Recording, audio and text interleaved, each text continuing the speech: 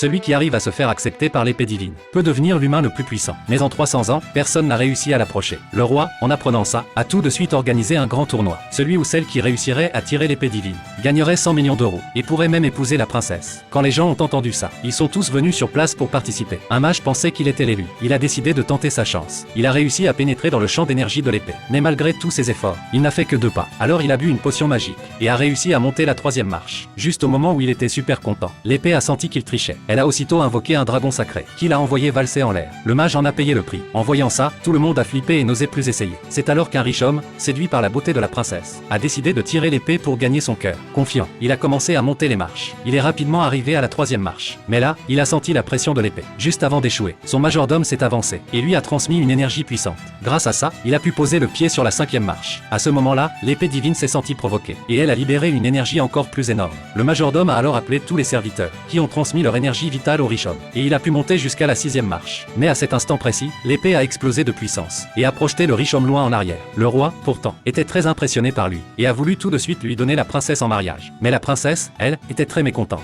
Pour refuser son destin, elle a couru sur l'arène pour relever le défi elle-même. Elle voulait changer son avenir grâce à l'épée divine. Mais la force de l'épée était terrifiante. À peine montée sur la 3e marche, elle n'en pouvait déjà plus. Le riche homme lui a demandé d'abandonner, disant que lui seul était digne. Mais la princesse n'a pas cédé. Elle a sorti sa propre épée et a affirmé son combat contre le destin. Elle est arrivée à la 5e marche, mais n'avait plus la force d'aller plus loin. Alors qu'elle perdait espoir, un homme a vu sa détermination et a décidé de l'aider à changer son destin. Mais le riche homme a éclaté de rire en voyant que ce n'était qu'un mendiant. Même la princesse pensait qu'il n'y arriverait pas. Mais le mendiant les a ignorés. Et sous les yeux ébahis de tous, il s'est approché tranquillement de la princesse. Le riche homme, vexé, l'a accusé de tricher. Mais le mendiant ne l'a même pas regardé et a continué d'avancer vers l'épée divine. Sous les regards choqués, il est arrivé juste devant l'épée. À ce moment-là, l'épée a de nouveau invoqué le dragon sacré. Tout le monde croyait que le mendiant allait se faire balayer. Mais le dragon a disparu d'un coup, comme par magie. Puis le mendiant a posé le pied sur la 10e marche et a été reconnu par l'épée divine. Le riche homme, fou de rage, a ordonné à ses hommes de voler l'épée. Mais le mendiant a utilisé le pouvoir de l'épée et a facilement battu ses ennemis. Ensuite, il a tendu l'épée à la princesse courageuse et l'a aidé à changer son destin.